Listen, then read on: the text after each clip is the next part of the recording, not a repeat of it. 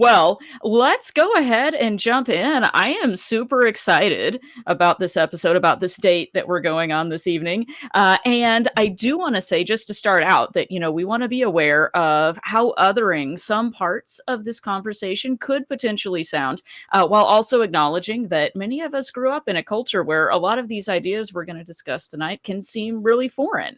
And so, Phoebe, I don't want to make you the spokesperson for dating trans people, but I think we would love to learn from your experience and find out just how to be a better member of society. If there's any information you can share with us that you think people ought to know. For example, if someone had never been on a date with a trans woman, what do you suspect they may not already know that you would like them to?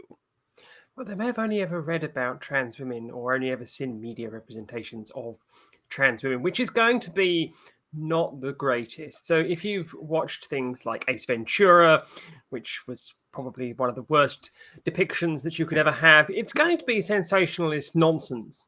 And they may not expect trans women to actually just be like any other regular person that they're going to go out on a date with for the first time. You've got to remember what a first date is. You're meeting somebody who's a potential total stranger to you for the very first time, and you're getting to know them. You're going to know probably their name. Well, I hope you're going to know their name, and you're probably going to know roughly what they look like. Online dating is where we're at nowadays, and, online profile pictures, they may not necessarily always be the most accurate when you come to seeing somebody in person, but trans people are going to be no different to cis people in this regard. It's going to be just as intimidating for the trans person as it is for the cis person or the other person that they're going on a date with, because I was not implying that trans people can only date cis people there, but, it's going to be a bit for both of them, because when I go out dating, or when I was out dating before I met my wonderful fiance, I was quite nervous. Not because I was meeting somebody, but because somebody was meeting me. And how would they react to me as a trans person? Are they going to get up and storm out because, I said, well, hello, I'm a trans woman here. It's something that I think that you should know. And is this going to be one of those things where people just go, ah, and they do the Benny Hill run as far and as fast as they can from me? Just, That's the Scooby-Doo run to us here. Yeah, got it. All on the same page.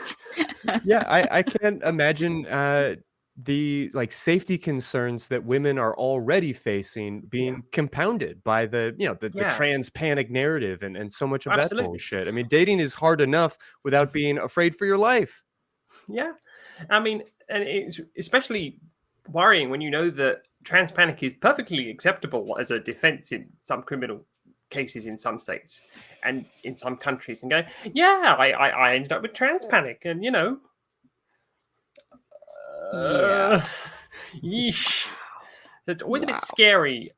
And the thing with dating that I have found as a trans woman is my flags go up very quickly when I enter a room, and the person that I'm with has to kind of lower those flags, because if they stay up, I'm gonna not see them again.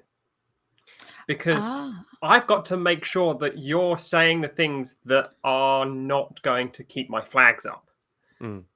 Because they're going to be up, because I'm going to be looking out for, well, okay, are you saying things that are exclusionary? Are you saying things that are slightly bigoted? Are you saying things that are transphobic? Are you clocking me as a trans person, and are you making a point of it? So if you keep my flag somewhere up here, I'm going to go, I was really uncomfortable with that. But if you manage to get my flags to start coming down and I start to relax and you're saying all the right things and you're being really nice, then I'm more likely to see you again. So the use of your language is going to influence me particularly when I'm out on a date with you. So, I mean, you are just as is always the case on a date. You're interviewing this person to see absolutely. Yeah. But I think that whereas most people generally go into a first date, from what I chatted to friends about, particularly cis friends and people who are cis male same-sex dating, they generally go in relaxed, trying to get to know the person. Whereas I've always gone into a situation where I want to come out relaxed, where I haven't necessarily gone in relaxed because I'm, concerned about my safety. Mm-hmm. That makes a lot of sense. Are there some things, I know you mentioned a couple of red flags that you might look for. Are there some things that you wish people knew to do or not do when they are on this first date? Or is that something that you don't want to say out loud on the internet? I'll say one, which is a fairly obvious one, which I'd hope most people would say. But if you start mentioning certain... how can I say this? If you start mentioning certain trigger phrases, such that you may have heard in the media, that you may think are fairly innocuous phrases that have undertones that you may lead to somewhere else. So, for example, if somebody was like to say, "Oh, I think it's ridiculous that people identify as X, as like a tree or something," then I'm just going to say, "I want nothing to do with you." Yeah, that's fair. I heard on Joe Rogan last week, or he turned himself into a pickle. You know, those phrases that just kind of let you know we might be in danger here. Or something like, "I think Jordan Peterson's hard done by."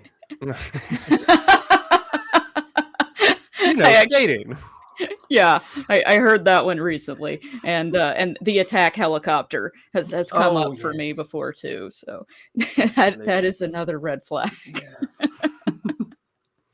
Although they say things like, if you can be anyone, be yourself, unless Batman's available. I mean, I feel like, if a attack helicopter was available, I would absolutely be down with that. But I don't think which country's attack helicopter it is. If it's a nice British attack helicopter, then I'll feel much more comfortable because I'll be sitting on the correct side of it. Whereas if it was an American one, I'd be sitting on the wrong side of it.